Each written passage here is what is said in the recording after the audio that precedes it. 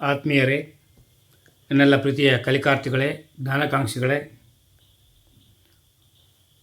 ನಿಮ್ಮೊಂದಿಗಿಂದು ಹಂಚಿಕೊಳ್ಳಲಿರುವ ವಿಷಯವಸ್ತು ನಮ್ಮ ಕರ್ನಾಟಕದ ಖನಿಜ ಸಂಪನ್ಮೂಲಗಳು. ಈಗಾಗಲೇ ಪೊಲೀಸ್ ಕಾನ್ಸ್ಟೇಬಲ್, ಸಬ್ ಇನ್ಸ್ಪೆಕ್ಟರ್ ಮತ್ತಿತರ ಇಲಾಖೆಗಳಲ್ಲಿ ನೋಟಿಫಿಕೇಷನ್ ಕಾಲ್ ಮಾಡ್ತಾ ಇದ್ದಾರೆ. ಇದೇ ತಿಂಗಳು 12ರಂದು ಬರ್ಬೋದು. ಹಾಗಾಗಿ ಆ ಪರೀಕ್ಷೆಗಳ ಹಿನ್ನೆಲೆಯಲ್ಲಿ ಒಂದಿಷ್ಟು ನಾನು ನೀಡುವಂತಹ ವಿಷಯವಸ್ತು ನಿಮಗೆ ಸಹಾಯ ಆಗ್ಬೋದು ಅಂದ್ಕೊಂಡಿದ್ದೇನೆ. ಮೊದಲನೇದಾಗಿ, ಕರ್ನಾಟಕದ ಖನಿಜ ಸಂಪನ್ಮೂಲಗಳಲ್ಲಿ ಖನಿಜಗಳ ಮಹತ್ವ. ಖನಿಜವು ನೈಸರ್ಗಿಕವಾದ ಅಜೈವಿಕ ವಸ್ತುವಾಗಿ ನಿರ್ದಿಷ್ಟವಾದ ರಾಸಾಯನಿಕ ಹಾಗೂ ಭೌತಿಕ ಗುಣಧರ್ಮಗಳನ್ನು ಹೊಂದಿರುತ್ತದೆ. ಜಗತ್ತಿನಲ್ಲಿ ಸುಮಾರು 2000 ಖನಿಜಗಳಿವೆ ಎಂದು ಅಂದಾಜಿಸಲಾಗಿದೆ. ಖನಿಜ ವಿಜ್ಞಾನವು ಖನಿಜಗಳ ಕುರಿತು ಅಧ್ಯಯನವನ್ನು ನಡೆಸುತ್ತದೆ. ನೈಸರ್ಗಿಕ ಸಂಪನ್ಮೂಲಗಳ ಕುರಿತು ಅಧ್ಯಯನವನ್ನು ನಡೆಸುವಾಗ ಖನಿಜ, ಅವುಗಳ ಪ್ರಕಾರ, ಉಪಯೋಗಗಳನ್ನು ಅರಿತುಕೊಳ್ಳುವುದು ಮುಖ್ಯವಾಗಿರುತ್ತದೆ. ಖನಿಜಗಳನ್ನು ಮಾನವನ ವಿವಿಧ ಚಟುವಟಿಕೆಗಳಲ್ಲಿ ಬಳಸುತ್ತಾ ಬಂದಿದ್ದಾನೆ. ಖನಿಜ ಎಂದರೆ ನಿರ್ದಿಷ್ಟವಾದ ರಾಸಾಯನಿಕ ಸಂಯೋಜನೆಯನ್ನು ಹೊಂದಿದ ಶಿಲೆಗಳನ್ನು, ಅಂದರೆ ಮಿನರಲ್ಸ್ಗಳನ್ನು ಖನಿಜಗಳೆಂದು ಕರೆಯುತ್ತೇವೆ. ಈ ಖನಿಜಗಳು ಹಲವಾರು ಕೈಗಾರಿಕೆಗಳಿಗೆ ಮೂಲ ಕಚ್ಚಾ ವಸ್ತುಗಳು ಮಾತ್ರವಲ್ಲದೆ ಕೆಲವು ಖನಿಜಗಳು ಅಮೂಲ್ಯ ಇಂಧನ ವಸ್ತುಗಳಾಗಿವೆ.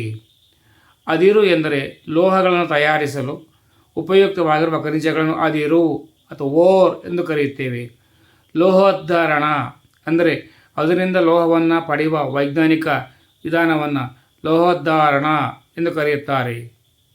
ಭೂಮಿಯ ಮೇಲ್ಕವಚದಲ್ಲಿ ಅನೇಕ ಪ್ರಕಾರದ ಖನಿಜಗಳು ಕಂಡುಬರುತ್ತವೆ. ಅವುಗಳಲ್ಲಿ ಅತಿ ಮುಖ್ಯವಾದವುಗಳು ಮೇಲ್ಕವಚ ಅರ್ಧಕ್ಕಿಂತ ಹೆಚ್ಚು ಭಾಗದಲ್ಲಿ ಕಂಡುಬರುವುದರಿಂದ ಅವುಗಳಿಗೆ ಫೆಲ್ಸ್ಪಾರ್, ಸಿಲಿಕಾ ಮತ್ತು ಆಮ್ಲಜನಕಗಳು ಸಮೃದ್ಧವಾಗಿವೆ ಹಾಗೂ ಮೇಲ್ಕಂಡ ಅರ್ಧಕ್ಕಿಂತ ಹೆಚ್ಚು ಭಾಗದಲ್ಲಿ ಕಂಡುಬರುತ್ತವೆ. ಕ್ವಾರ್ಟ್ಸ್ ಇದು ಮರಳು ಗ್ರಾನೈಟ್ಗಳ ಮಿಶ್ರಣವಾಗಿದ್ದು ಸಿಲಿಕಾವನ್ನು ಕೂಡ ಒಳಗೊಂಡಿರುತ್ತದೆ. ಈ ಖನಿಜವು ಭೂಮಿಯ ಮೇಲ್ಕವಚದ 20% ಭಾಗವನ್ನು ಆವರಿಸಿರುತ್ತದೆ. ಆಬ್ರಕ ಇದು ಮೆಗ್ನೀಷಿಯಂ, ಪೊಟ್ಯಾಷಿಯಂ, ಅಲ್ಯೂಮಿನಿಯಂ ಮುಂತಾದವುಗಳ ಒಳಗೊಂಡಿದ್ದು ಮೇಲ್ಕವಚ 4ಕ್ಕಿಂತ ಹೆಚ್ಚು ಭಾಗದಲ್ಲಿ ಕಂಡುಬರುತ್ತವೆ. ಇವುಗಳಲ್ಲದೆ ಭೂಮಿಯ ಮೇಲ್ಕವಚದಲ್ಲಿ ಫೈರೋಕ್ಸಿನ್, ಅಲಿವೈನ್, ಆಂಫಿಬೋಲ್, ಕ್ಯಾಲ್ಸೈಟ್, ಮ್ಯಾಗ್ನೆಟೈಟ್, ಬಾಕ್ಸೈಟ್ ಮುಂತಾದ ಖನಿಜಗಳು ಕೂಡ ಕಂಡುಬರುತ್ತವೆ. ಕರ್ನಾಟಕವು ಪುರಾತನ ಗೋಂಡ್ವಾನ ಭೂರಾಶಿಯ ಭೋಗವಾಗಿದ್ದು ಹಲವಾರು ಬಗೆಯ ಖನಿಜ ಸಂಪನ್ಮೂಲಗಳಿಗೆ ಪ್ರಸಿದ್ಧಿಯನ್ನು ಪಡೆದಿವೆ. ರಾಜ್ಯವು ದೇಶದಲ್ಲಿ ಉತ್ಪಾದಿಸುವ ಒಟ್ಟು ಖನಿಜಗಳ ಮೌಲ್ಯ 2.5% ಒಳಗೊಂಡಿದೆ. ಕರ್ನಾಟಕದಲ್ಲಿ 1880ರಷ್ಟು ಹಿಂದೆಯೇ ಭೂವಿಜ್ಞಾನ ಸರ್ವೇಕ್ಷಣಾ ಇಲಾಖೆ ಜಿಯಾಲಜಿಕಲ್ ಸರ್ವೆ ಆಫ್ ಇಂಡಿಯಾ ಆರಂಭಗೊಂಡಿತು.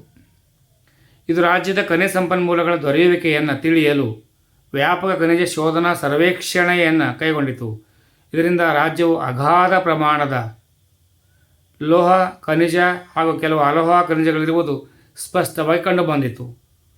ಆದರೆ ಯಾವುದೇ ಇಂಧನ ಖನಿಜಗಳು ಹೊಂದಿಲ್ಲ.